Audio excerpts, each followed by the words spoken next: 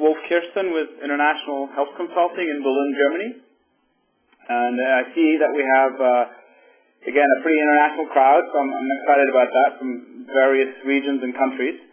I am going to moderate today's call, and I will also give a short presentation. So welcome to the second Global Consortium webinar this year.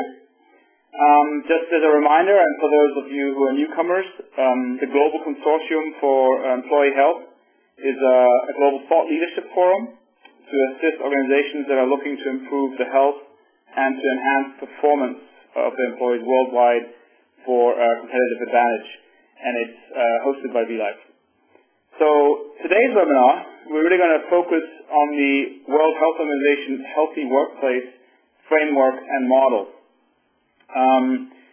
The WHO is responding to the need for practical, global, regional, and country guidance on an integrated and comprehensive manner to address workplace health, and that's really, in my view, an exciting process.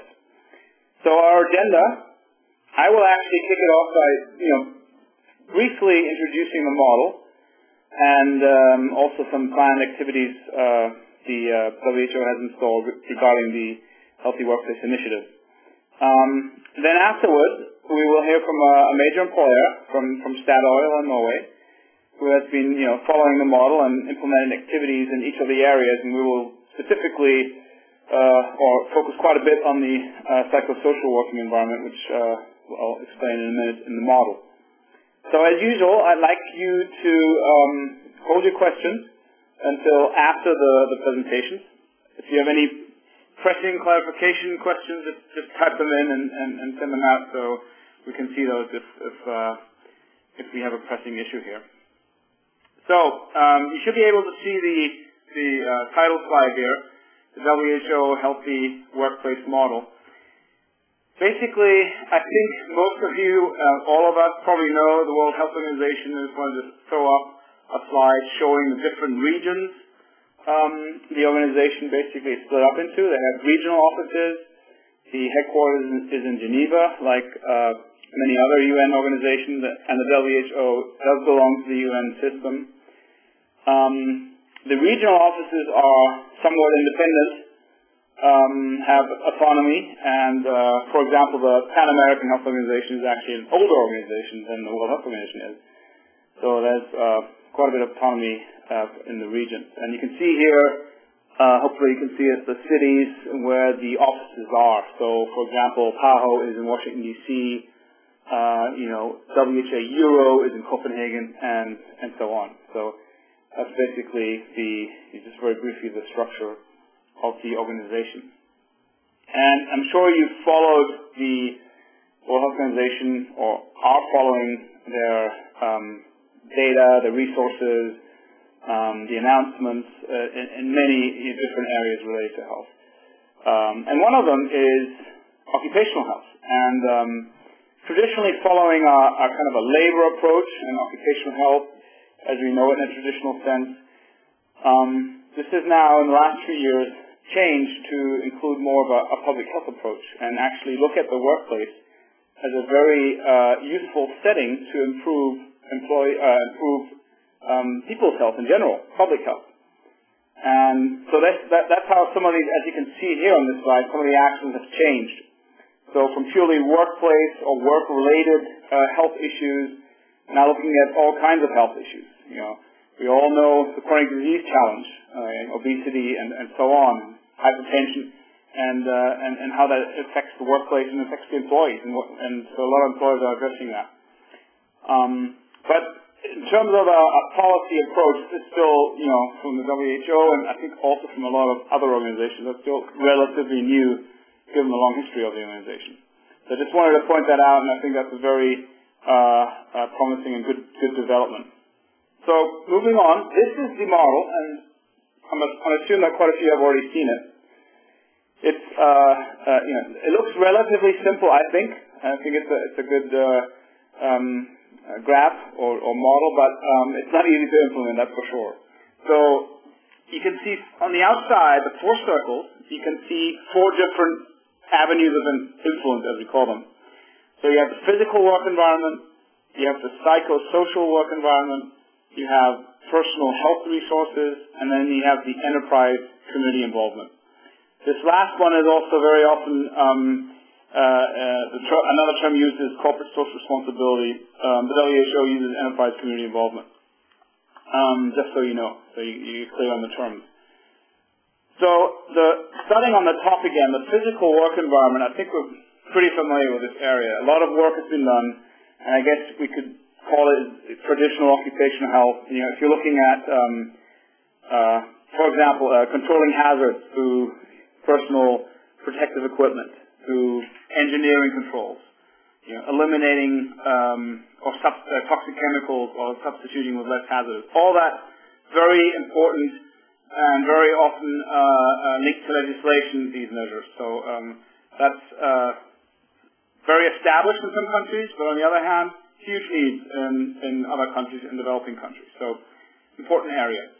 Now, if we go to the psychosocial work environment, which is on the left, a little further down, this is a newer area in terms of awareness, research, but by now I think it's actually fairly well researched and documented the impact of the psychosocial work environment on employee health, on people's health at the workplace.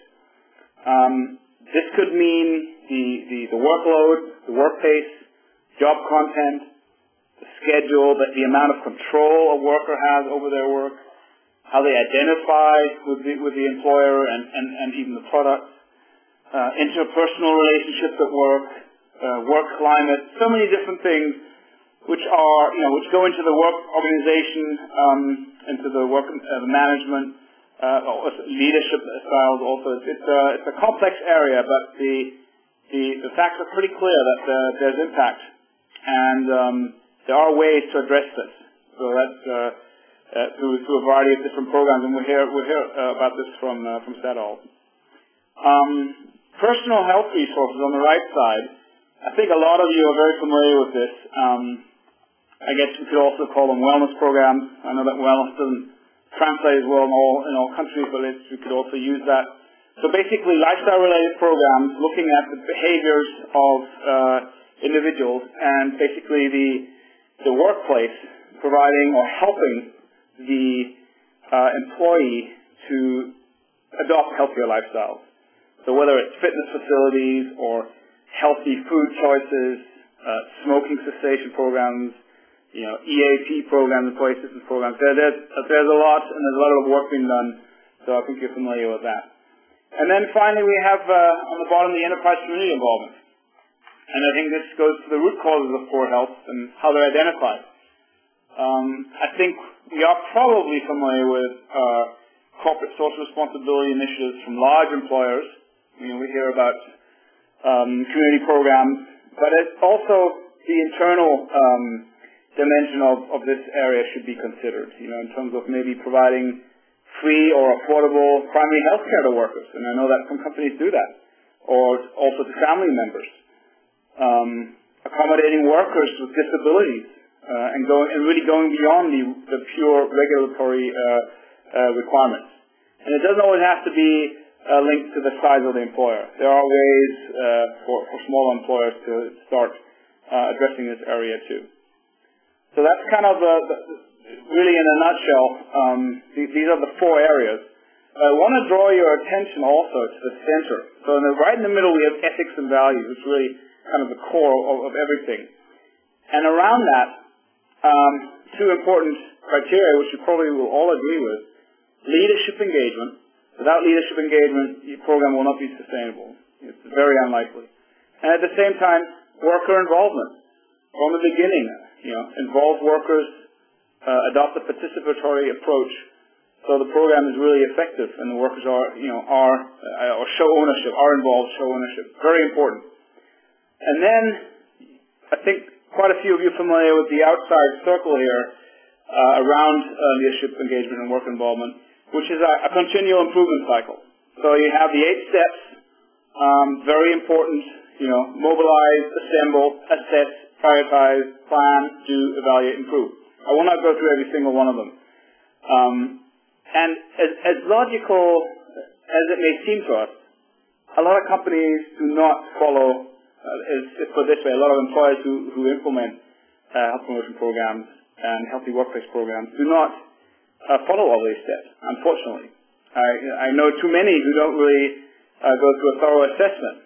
I know even more who don't evaluate.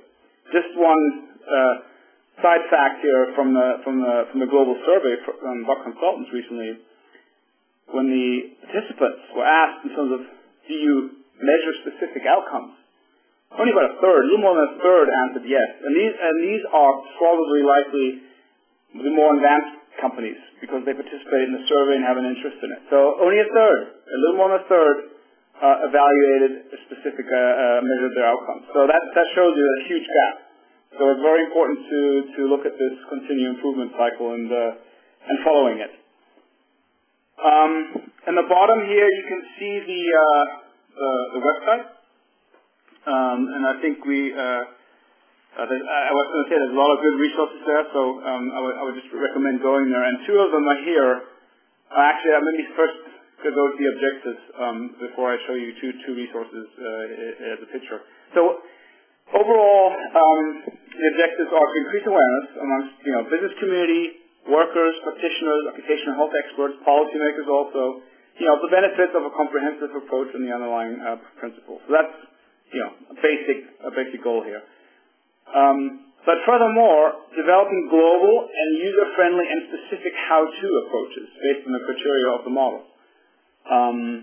That's really important. So this initiative is targeted to the employer on the one hand, and on the other hand, the workers very often, and worker representatives as they're organized. So that's very important to consider. This is not, a document or not an initiative only targeted to policymakers.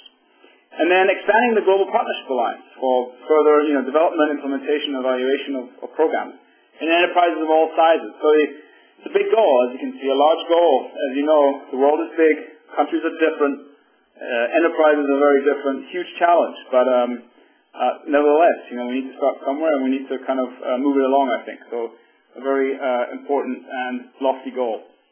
So these are the two resources I was referring to, which there are more than this, but I think I wanted to point these out. They're available on the website, and I'll show the address again at the end. The first one, the left one, is Healthy Workplace, the Model for Action. This is kind of more or less a summary or a concise replica of the document on the right, which has more information, which is kind of a background document, which is a lot of literature references, practices, for those of you who want to go more into depth. So a lot of information is already out there and documents existing. However, one of the next steps is to develop a global guidance document, which will be even more user-friendly and targeted to employers and workers. So we'll list examples and good practices. It will list a number of different tools from the four areas, other resources which exist. As you know, there's a lot of good organizations, but sometimes it's hard to get that information because they're in different places. And of course, case studies. We're really taking a very close look at case studies which follow this approach. Ideally, include all four avenues, but we know that's difficult to find. And then moving along, I think the guidance will further be adapted to the regions. And also to the various sectors, industries, and sizes of companies to make it even more applicable. As you know, one global guidance document, it's going to be hard to hit everybody with that one, to kind of cover everybody. So we further piloted, evaluated, as you can see on the slide, a network of experts, also from WHO collaborating centers. That's important to mention, but not only, of other expert networks as well. Training packages, that's, I think further along in the future. And then also a web-based good practice database, which I think can be really useful and continuously updated. And also especially focusing on, not only, but focusing on return on investment and cost benefit, because as you know, and as you probably will agree, a lot of employers are very interested in that, a lot of companies. So I think that will be one of the priorities moving forward, so just so you know. And finally, my last slide here is just a picture of the website. And again, I just wanted to show you the web address. So if you haven't been on the website yet, take a look at it, and you can access those two resources, but a bunch of others as well. And hopefully in the near future, the global guidance document, which is in work right now. So the good news is that we now, kind of walking the walk, so to say. We have an employer. Very glad to have an employer to further talk about this and go into more depth, specifically in one avenue, but not only. How can you really implement this kind of model and this continuous improvement process? So I would like to, and as I said, hold your questions for me also to the end, and I'm sure it will make sense to ask them all together. So now at this point, I'd like to introduce Lynn Irene Vestley-Burke, who is the leading advisor for psychosocial work environment in the Norwegian oil and gas company Statoil. Lynn has a BA and a master's degree in psychology and a specialization in occupational health psychology. She is responsible for running a discipline network for professionals in the company and ensuring that acknowledged standards, tools, technology, and work methods are developed, qualified, and applied. And she has worked especially with promotion of health by focusing on issues relating to design, organization, and management work at Statoil. So I'm excited to have Lynn today for this presentation. So Lynn, please go ahead. Thank you, Wolf. Thank you. And I'm pleased to be here today and talk about the work we're doing and we're still continually doing. And I believe even though we've done quite a few things, it's still a process that we need to sort of work on. And today I'll talk about, as you already said, specifically the area of psychosocial work environment. However, I will also address some of the other key areas as I go along. First, just briefly about sort of who we are. You said it, we're an oil and gas company, and we have our headquarters in Norway. We have more than 35 years of experience on the Norwegian continental shelf, and we have developed Norway into one of the world's leading petroleum regions. We're now in about 40 countries around the world, and we have about 20,000 employees also scattered around the world. And I think for us as a multinational company, we have certain advantages. However, we also have certain challenges, and I think as a company we need to sort of have solutions that are good and also will affect not only us but also our contractors and the people we work with in the different countries. Yeah, you just showed this framework, Wolf, previously. So you've seen this now. What I'll focus on today, I'll start with focusing on sort of a little bit about our ethics and values, sort of the core of it, the core of the model, and then talk just briefly about top management commitments, and then move over to sort of the psychosocial work environment. When I talk about the psychosocial work environment, it will also address issues that involve the enterprise community involvement. And the reason why I say that, because when we work with sort of these initiatives, it's important that we do it sort of around sort of the globe in the different countries we're in. And we also believe that we have some core principles, and we believe if we sort of live those through and implement that in the different places, we also will affect not only the employees itself, but also their families. I will shortly address the personal health resources and the physical work environment, but just briefly. So this is the core of the model.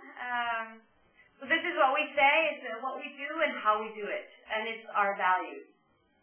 And they are listed here, so we have four main values in our company, and well, you can read them here. They're open, courageous, hands-on, and caring. So what we think, or what we believe, is that our values is the core of our management system, and it should guide us in our decisions. We very much sort of emphasize to have a value-based performance culture, and also seeing the link, of course, to sort of having a firm commitment to health, safety, and environment, because they're all linked.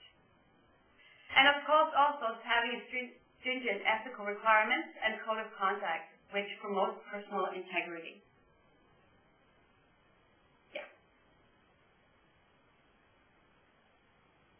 I said that I would just touch upon sort of our top management commitment. And I think in Statoil that's been sort of a big point where we have a top manager that is really committed to sort of the HSE perspective.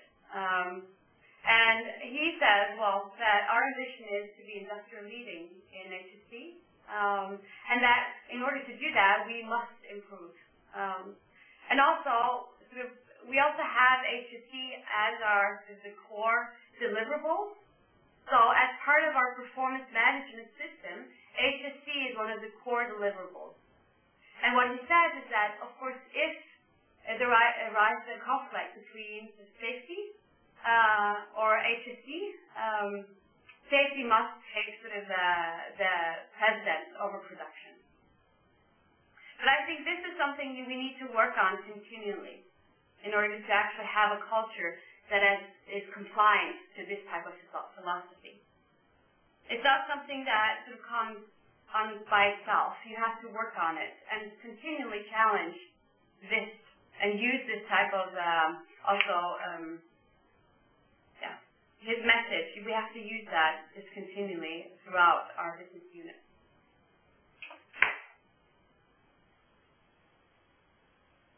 And then psychosocial risk in the energy sector. I said that I would just focus in on specifically one of the areas. And for psychosocial risk, we see that as an energy company with high risk potential, we need to tackle this type of aspect along two dimensions. One of them being the effects of long-time exposure to poor working environment, resulting in ill health. And this is not different from, for example, heavy chemicals or noise. What we see also there is that the result for humans, it takes years to be sick from these type of factors or risk factors. And the same thing is true with psychosocial risk, is that you're actually exposed to it for a long time before you actually get sick. So the company needs to actually be very much work with primary prevention. And think, how can we have indicators, have methods and tools that could sort of detect exposure before people get sick. The other aspect, of course, which is important for an oil and gas company, is of course human errors resulting in accidents. And what we see also here is that, of course, that ill health and also behaviors are closely linked. So we need to pay attention to this in a safety perspective as well.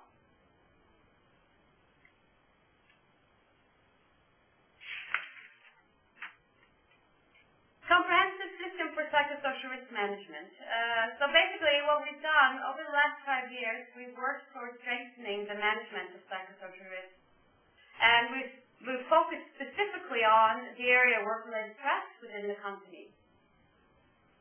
And our priority has been to sort of ensure that risk management of psychosocial aspects is based on the principles of prevention and best practice. So actually, when the European framework for psychosocial risk management came out, we actually started to adapt this to our company and looking at how could we use this knowledge and then look at it and see how can we apply this for us. And of course, part of having a comprehensive system, what we see is important is that we need to have a sort of a course identification of key psychosocial hazards. So a course identification that the whole company across the globe can use. And also, when we've identified areas which sort of need further assessment, to have sort of in-depth assessment, and then also implement appropriate risk management measures. I'll get into this as I go along. I'll get into how we actually have developed tools to identify key psychosocial hazards, and also how we've developed methods in order to follow up this.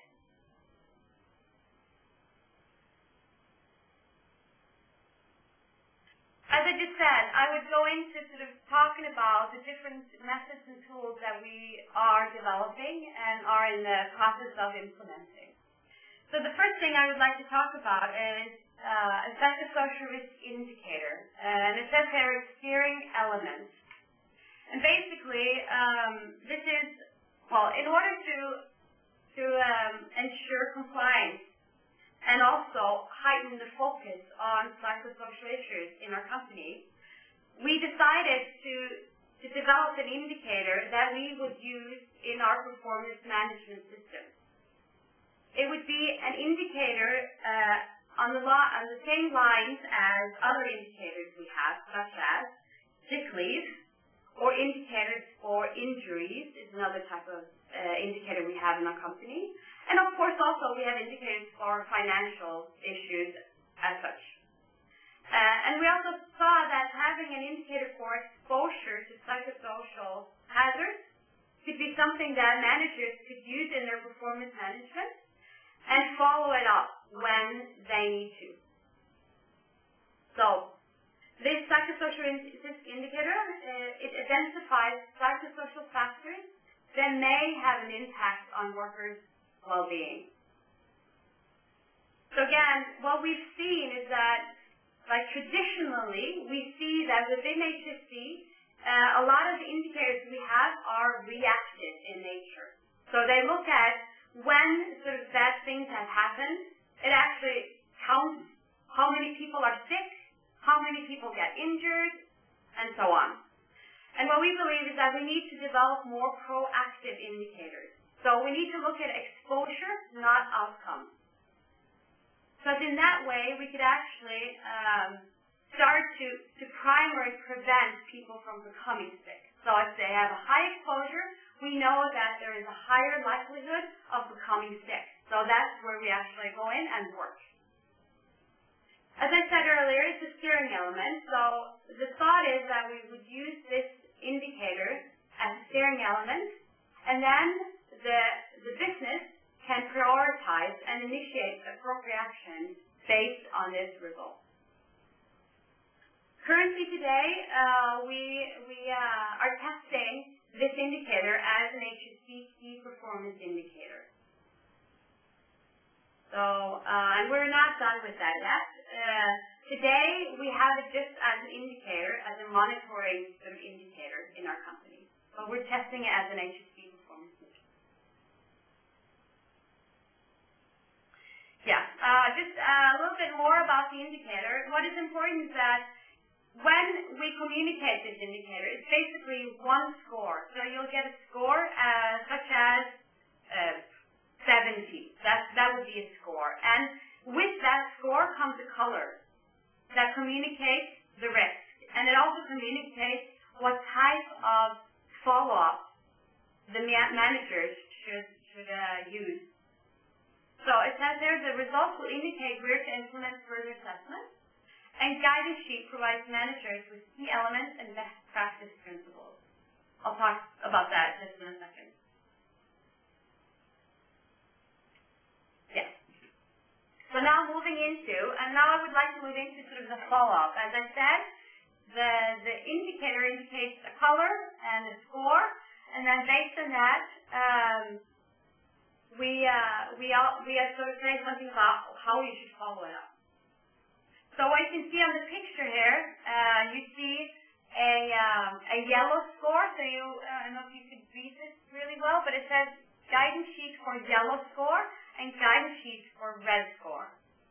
So if you get it like a yellow score on your indicator, you should follow up by using this type of guidance sheet. And then if you get a red score, you should follow up with, another type of best practice principle. And in our company, we have developed what we've said is our best practice method is psychosocial risk management approach, so FEMA. And when we follow FEMA, we do the following steps. So the first step would be to identify work factors that could affect employees' health and safety. Step 2 is to determine how likely it is that these work factors affect employees' health and safety. And then it is to implement interventions in order to deal with the identified factors. And then also, of course, recommend recommendations and further work. When we do these steps, I'm going to get back to this later in my presentation, but there are certain things in order for you as a company, for us to do this successfully, we need to have some key principles or key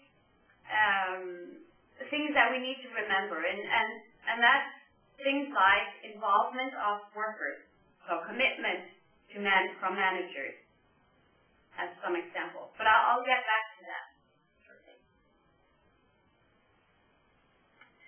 So yeah, and this FEMA method that I just talked about, basically there are two main stages in this FEMA process. So we have the risk assessment, which is the phase where we look at looking at how the way work is designed, organized, and managed, and possible sources of work-related stress. And then in this process, we also look at what the units that we're assessing, what type of initiatives do they already have they already implemented? So what are they currently doing that would just address the issues that we have assessed? Then we have the risk reduction phase, which is also important because that's the phase where you look at what are the solutions that we can find in order to reduce the risk. So this is where the units, the employees also are part of looking at good solutions in order to reduce risk. And then, of course, also we have evaluation. And I think that's also a very important point that came up earlier today, is that evaluation is very much neglected. And I think for us, we also need to continually have a focus on that. Going back and looking at the initiatives that came up, how the units solved them, and also what they learned, and how we can do things even better.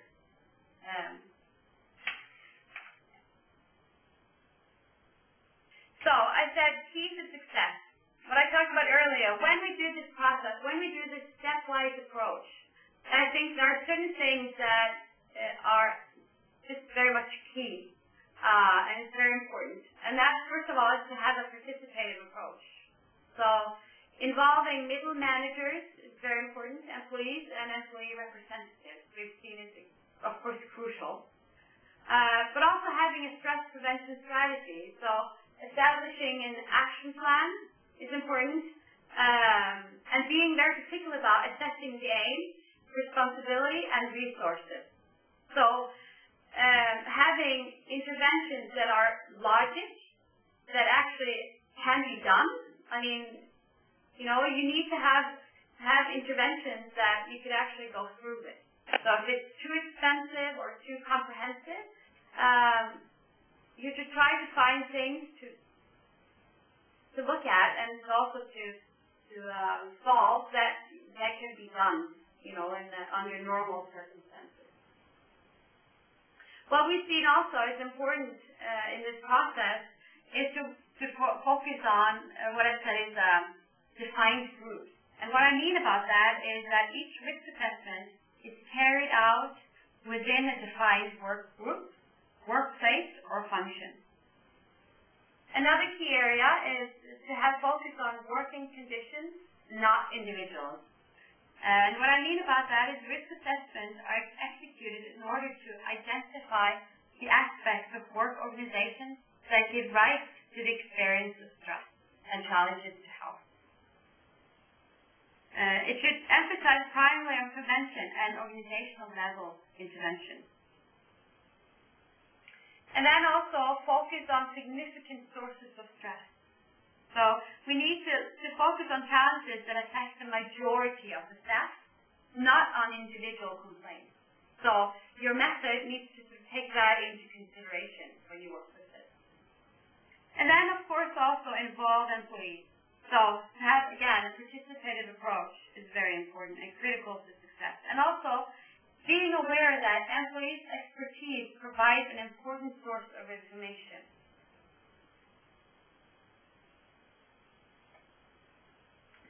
So, some examples.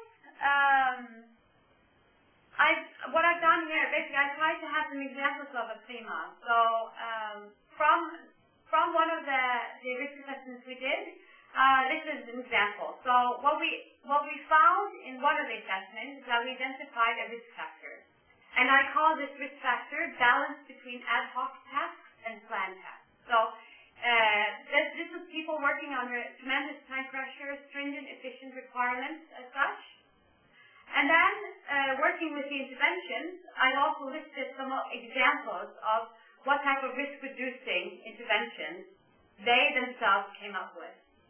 So basically, in short, what they found is that, by trying to improve the planning and also how they organize these type of tasks, help them with the risk accompanying more sort of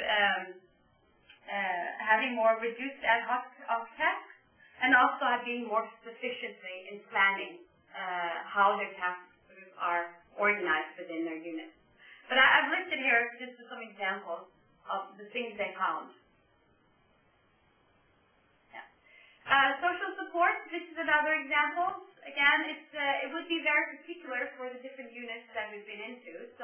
But this is the risk factor they came up with here was social support and control. So this is the risk factor, and then the risk reduction interventions. Basically, what we looked at is establishing structures and fixed arenas for corporations, having sort of a plan or template for describing allocation of roles and responsibilities, and also planned feedback through additional sort of annual appraisal dialogue.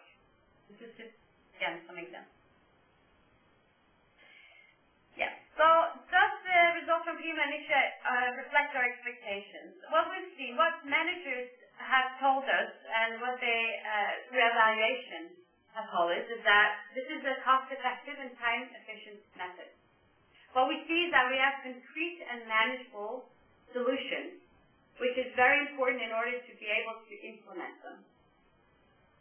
We also are able to find context-specific interventions, and this is also crucial. Within psychosocial work environments, there's not solutions that will fit everyone. We need to have context-specific in order to address the risk. And also, we also are able to have employee involvement and management commitment through this process.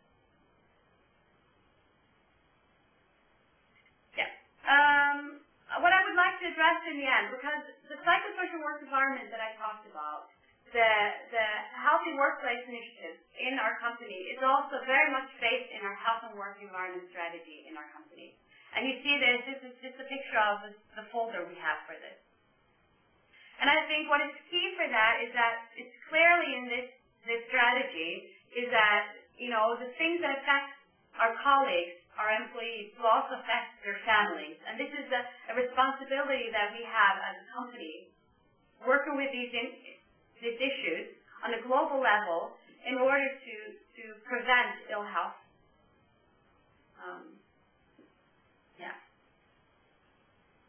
And again, a little bit more about the strategy. We have 5 strategic areas, and they address the physical, the psychosocial, and health-promoting aspects. And below here, you can see different sort of folders for different strategic areas. So we have one for chemicals, one for psychosocial, one for noise, one for ergonomics, and one for health-promoting lifestyle. And I believe also these areas very much sort of fit into the healthy workplace framework. And I think that was it. So thank you so much for listening in.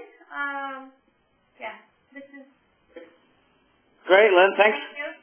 Thank you. Yeah, well, thanks so much for a fascinating presentation. I really think that I really don't know that many employers which have such a systematic approach to the psychosocial work environment. So thanks a lot again. So, well, now we're basically open to Q&A, as you can see here. So I'm sure you must have some questions, just because it's really interesting stuff. So you can either, again, you can type them in, or you can raise your hand, so to say. And I think, Barry can unmute you then. You can actually ask the question over the phone, too. So any questions?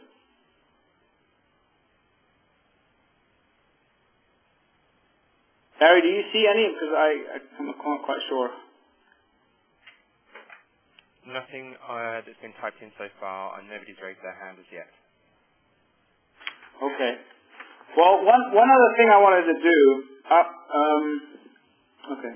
Just let me know if there's a question. One other thing that I wanted to do before we, because we still have about 17 minutes, I think, is to do like an electronic poll regarding these the healthy workplace model. But I did want to ask Lynn one question, and that is, I see a lot of companies kind of maybe, call this shying away from addressing kind of the work organization and the psychosocial work environment, although they seem to recognize, when you talk to, whoever you talk to, an HR manager or so, they seem to recognize the impact or the challenge that lies at hand, but very often I don't see really the programs following. So I was going to ask you, obviously there's some challenges. So where have you encountered so far in your 5-year journey here? Where have you encountered some of the biggest challenges, and where do you envision the future challenges to lie in terms of implementing your approach? Yeah, I think.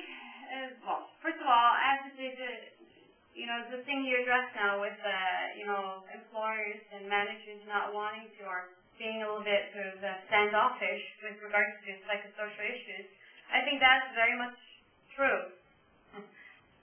What I've seen with for us, the sort of very much sort of the important or the groundbreaking area for us trying to communicate this is actually having it as part of our risk management approach. So, because in our company, we've very much been drilled in working with more traditional HSE issues in sort of a risk management approach. And I think speaking the same language, using the same words, putting in the same framework as we've done before has been sort of a crucial sort of thing for coming across. When it comes to future issues, I think we have to still be very much, working globally, working in different contexts and cultures. I think the challenge is even greater then, because you have to, in order to sell it in to different places, you have to actually have a different type of language. So, meaning not language literally, but you have to understand what is important for them and how can you connect this psychosocial risk management to the things that they think is important. Does that make sense? Yeah. No, it's a good point. That's right, the international challenge. I have here a question. It's interesting because we just talked about, the working environment, psychosocial work environment. I have a question here on if you are doing anything in the area of developing individual resilience.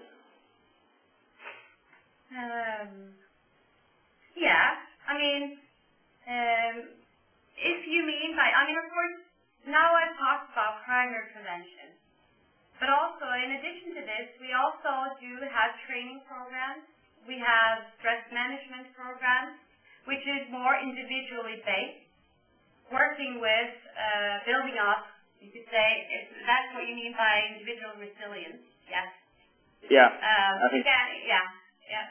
You have to be able to have more than one spot in your mind. You have to work primarily but also on secondary prevention and tertiary prevention. So yes, I don't know if I answered. Yeah, that's good. No, I agree. That's good to point out both. I totally agree. Barry, can we unmute somebody? Who do you have first in line who raised their hand? Sure. Anne-Mika has also written the question, but I'll unmute Anne-Mika's line. Maybe she can answer. Yeah, Anne-Mika. Yes, hi. Thank you for organizing this session and presenting it. It's very informative. Wanted to know whether PRIMA is based on guidance from a particular NGO or government agency, so others could develop their own in-house approach to the risk assessment. Or if that's not the case, what approach did you actually use to develop PRIMA? Well, FEMA is, the way I learned to know FEMA was through basically, in the beginning, it was through the European framework. So the European Commission had a project developing a European framework for psychosocial risk management. And that's how, and what we've done, we've basically taken sort of internationally best practices developed through us, the European framework and adapting it. Was that your question? Sorry. Yes, so you developed it in-house? No, we adapted. So what we did, we had a framework that was external, so it was from governmental, and then we said we want to adapt this to our setting. So we all also done quite a bit ourselves in order to have it adapted to our company. Yes. Okay, thank you. And the PRIMA framework is also being endorsed by the WHO, and they're using that now too. So just so you know that. Where could I find that? You can find it. I can send you a website. I don't know. Then do you know the website offhand for PRIMA? Is it PRIMA minus? Go ahead. Well, I think if you I would just go into Google and say PRIMA EF, so PRIMA EF, and then and then it I think it's PRIMA minus EF or dash EF.org. Yeah. Yeah. Okay. Let's take another. What do we have? How about Dr. Rajiv from the Ministry of Railways in India? Actually, it'd be difficult to unmute Dr. Rajiv because there's no line indicated to who dialed in. If you could please type in your question, that would be great. For some reason, we can't see the audio line. Who else do we have? Dani from Brazil? Daniela? Barry, can you unmute her? Again, it looks like she's not identified her line on this session. Okay. I can. 1 second. Okay. Okay, Daniela. Yeah, can you hear me? Yes. Yep. Oh, that's great. I just wrote the question because I didn't know if it's going to work. But first, I'd like to thank you for this organization and the learning process I'm having with you all. Thank you. I'd just like to know a little bit about how hard it is to engage leadership in the whole process. I feel here in Brazil we have these issues very present here. To convince people and to make them stakeholders of the project, and I'd like to hear something about this, if it's okay. Yeah. I think the issue you address now is very important. I think that's why, because we started 5 years ago adapting FEMA approach.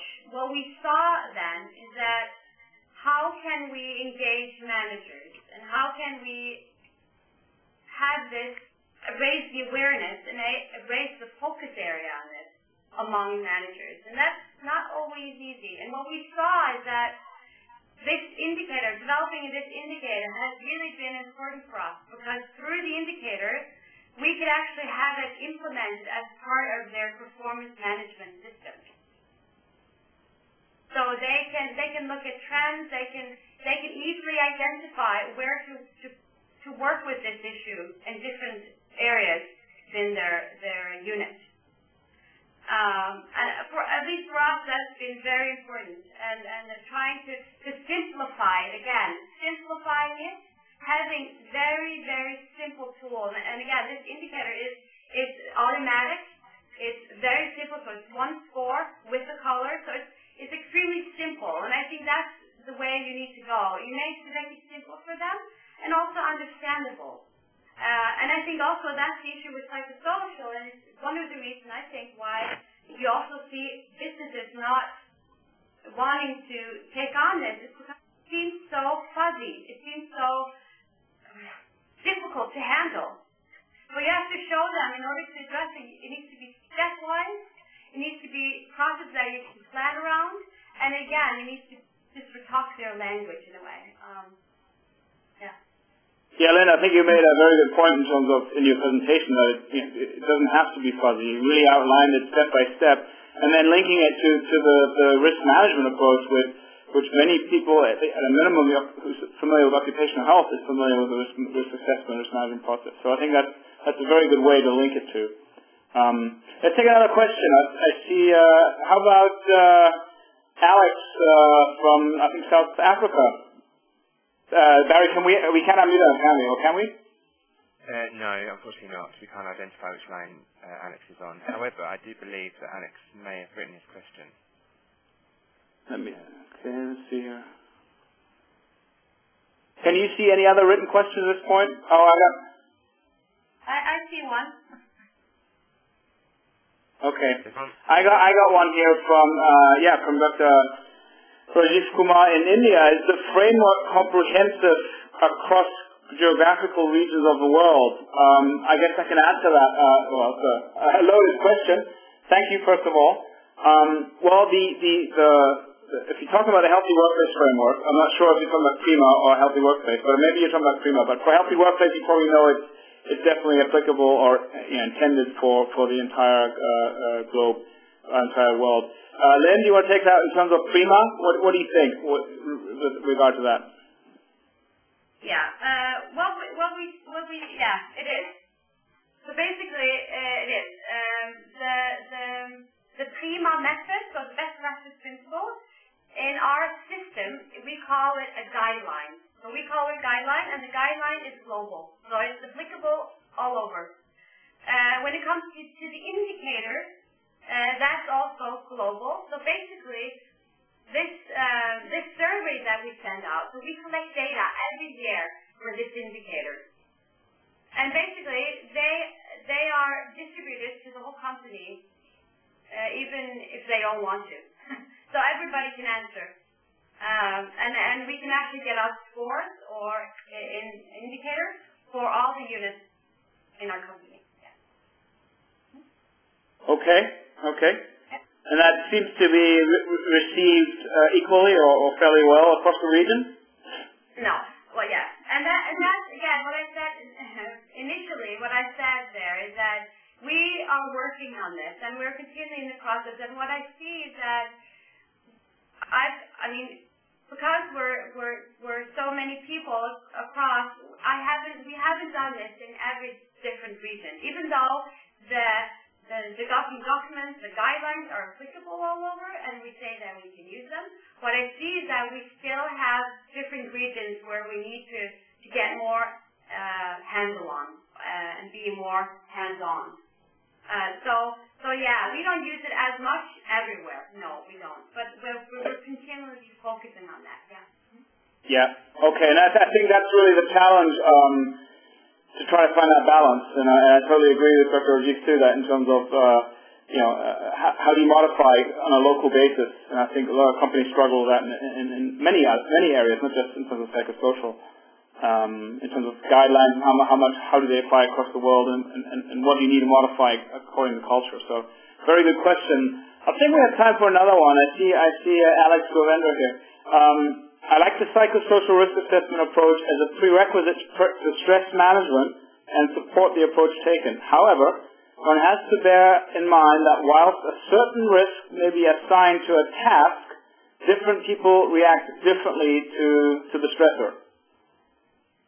All right, Lynn, do you think you can take that one? Yeah, I just have to read it again. Sorry. So basically, the same task maybe, or same identified stressor, people act differently to it. I see that, and I agree with that. And I think that's why I also said when we use the psychosocial management approach, it's crucial that we look at the majority. So what the majority of the employees say is the problem, not individual complaints. Yeah, good point. Very good point. And sometimes you can see that very well in terms of, I think you probably all agree, that in terms of absence rates. Like some departments have sky-high absence rates, and they're not necessarily unhealthy to begin with. So maybe something wrong there. So good point. All right, let's see. Maybe one more. I know we're at 2 minutes down the hour here. Barry, do you see anything else?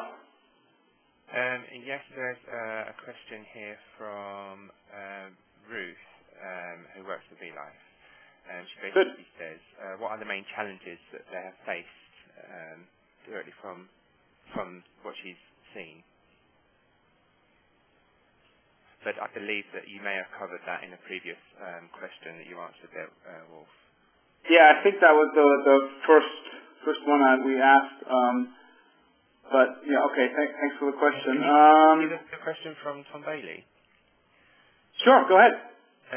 Tom asks, beyond maintaining, assessing change, etc., the macro issues in the psychosocial model, what do you see as the next generation of risk management or areas you would like to see changed or improved? And that's all right, the future question. I definitely have to hand it to Lynn.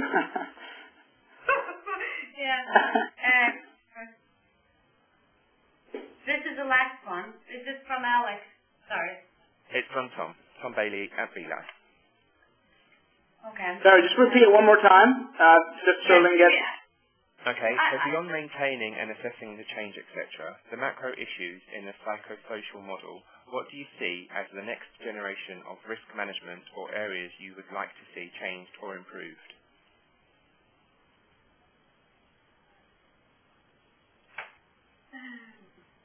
So where's risk management going, and kind of the next generation you think? Kind of looking into the future. Are you asking me, Wolf?